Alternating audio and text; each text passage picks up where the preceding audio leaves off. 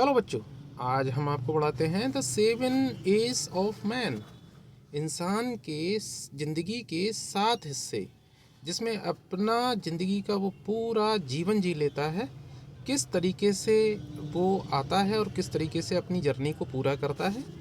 William Shakespeare इसके poet हैं। वैसे विलियम शेक्सपियर वर्ल्ड के सबसे ग्रेटेस्ट ड्रामाटिस्ट हैं।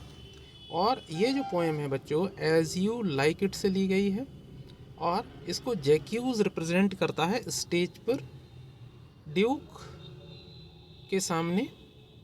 और वो बताता है कि ज़िंदगी का पार्ट क्या है। और विलियम शेक्सपियर ने भी जैक्यूज के माध्यम से हमको ये बताने की कोशिश की है कि हम अपने जीवन की जर्नी कैसे पूरी करते हैं और किस तरीके का एक्ट करते हैं उस हिस्से में, जब हम बच्चे होते हैं, जवान होते हैं, बुज़ुर्ग होते हैं। बहुत ही फेमस ये कहावत है, all the words a stage. पूरा संसार एक रंगमंच है। कई फिल्मों में भी आपने सुन रखा होगा। और हम कठपुतलियाँ हैं, इस नाटक के किरदार हैं रंगमंच पर। And all the man and women merely players.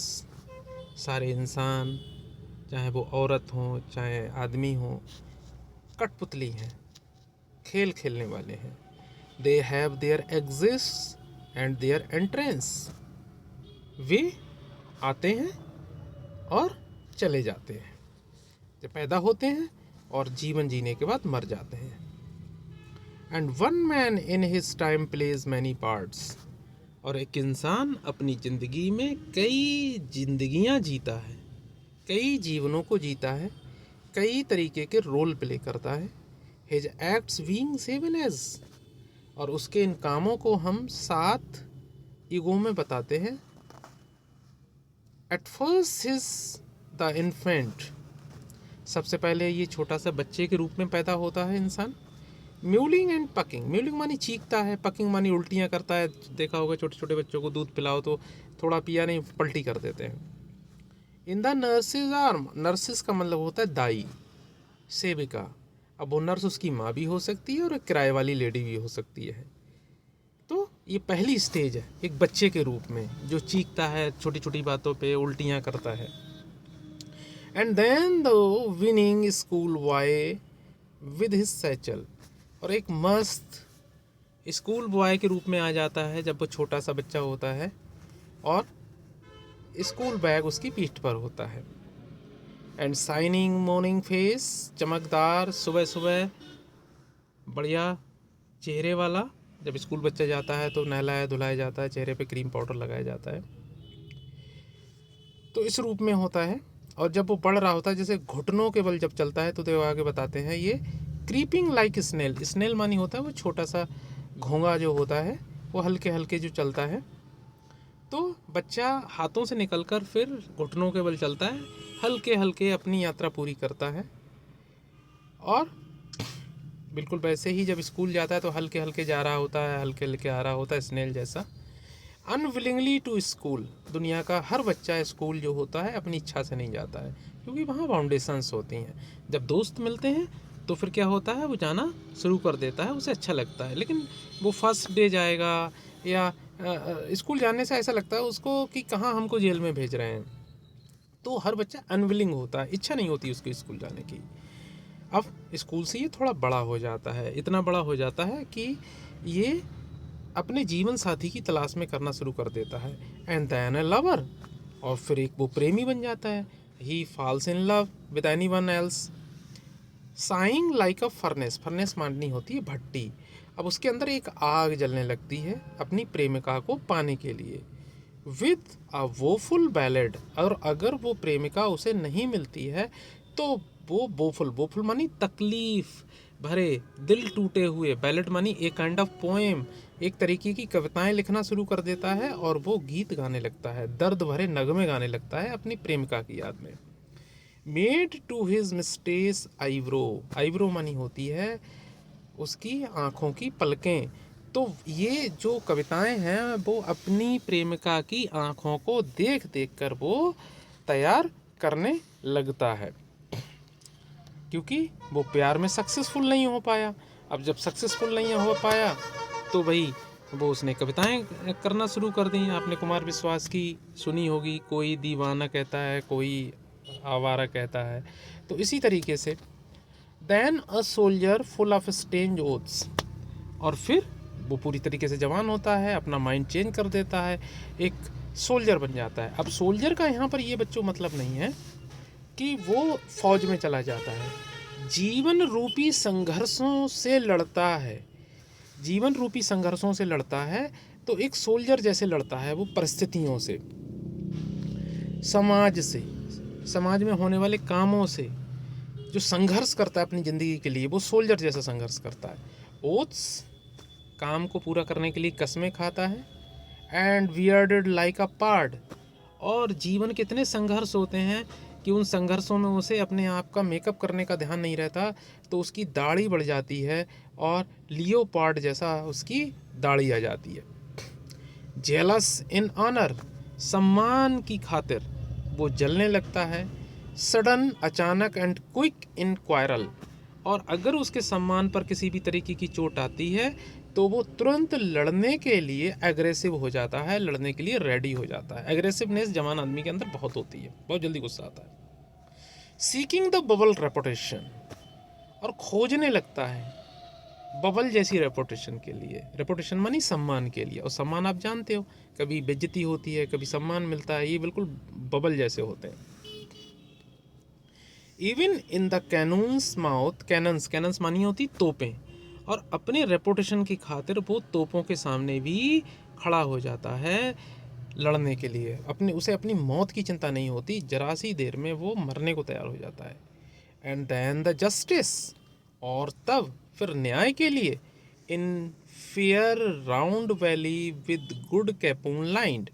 अब भाई अगर किसी इंसान का ज़िंदगी अच्छा चलने लगता है तो इतना खाता है कि उसका पेट निकल आता है। और गुड मानी बड़ी अच्छी, कैपून लाइन मतलब चर्बी की ऐसे पेट पर क्या हो जाती हैं, लाइनें पड़ जाती हैं, वो बिल्कुल लाला जैसा हो जाता है, मोटा ताजी हो जाता है जब ज़िंदगी अच्छी चलती है, खूब खाता पीता है। तो विद आईज सीवियर, आँखें सख्त होती हैं। And weird of formal cut, अपने आप को बड़ा ग्रूम अप करता है, फॉर्मल कट में अपनी क्या कर देता है, दाढ़ी कटवाता है वो, जिससे वो और अच्छा क्या हो सके, दिख सके। फुल ऑफ वाइसा, बड़ी वाइसा का मतलब होता है अच्छी अच्छी बातें करता है, उपदेश देता है एक तरीके से। एंड मॉडर्न इंस्टेंसेस, आधुनिक एग्जाम्पल्स देता है, इंस्टेंसेस मानी होता है उदाहरण देता है। And so he plays his part, इस तरीके से वो अपनी ज़िंदगी का ये वाला हिस्सा बहुत अच्छे से बिताने लगता है। The sixth age shifts into the lean and slipper Pantaloons.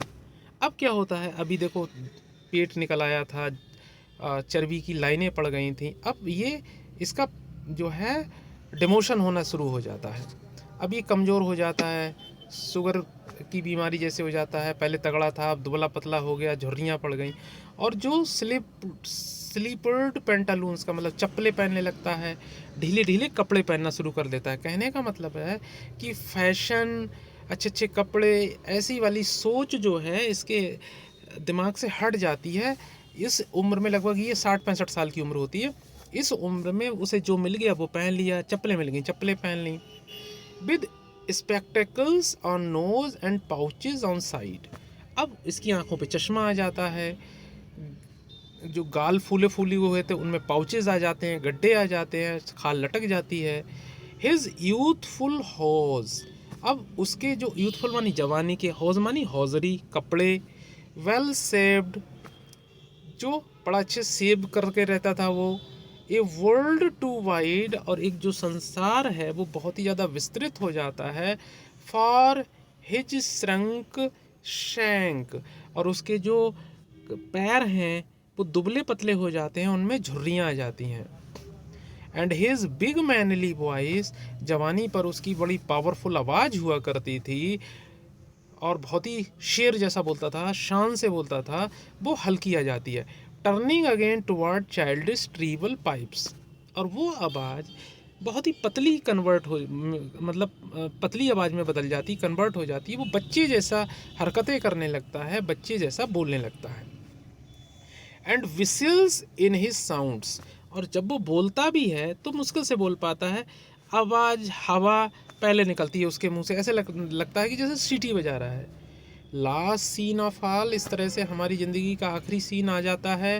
That ends is strange eventful story, और इस तरीके से उसका जो अजीब इवेंटफुल मानी होता है, जो घटनाक्रम इतिहास है, वो ख़त्म होने के कगार पे होता है। उसकी यात्रा पूरी अब हो रही होती है। इज सेकंड चाइल्डनेस, और कहते नहीं बच्चा बूढ़ा एक समान, तो इस तरीके से अब वो दोबारा से होता बूढ़ा है, लेकिन उसकी हरकतें बच्चे जैसी होती हैं। वो फिर से बच्चा जैसा हो जाता है, शरीर बूढ़े का होता है, लेकिन इसकी आदतें, हरकतें बच्चे जैसी होती हैं। एंड मेयर ओब्लिवियन, और केवल उसके अंदर भुलक्कड़पन होता है, सारी चीज़ों को वो पूरी तरीके से भूल जाता है। सेंस टीथ, दांत नहीं रहते। सेंस साइज, आँखों से दिखता नहीं है। सेंस टेस्ट, स्वाद का कब कोई मतलब नहीं है, जो मिल गया वो खा लिया। और या फिर जैसे कोई अच्छी अच्छी चीज़ें हैं, हार्ड थिंग्स हैं, वो चबा नहीं सकता, दांत नहीं होते हैं। सेंस एवरीथिंग, तो हर चीज़ वो भूल जाता है, बस वो एक ही चीज़ का इंतज़ार करता है, हे प्रभु बस सफिशिएंट हो गया, पर्याप्त हो गया, अब मेरी यात्रा ख़त्म कर दो, बस मुझे अपने पास बुला लो।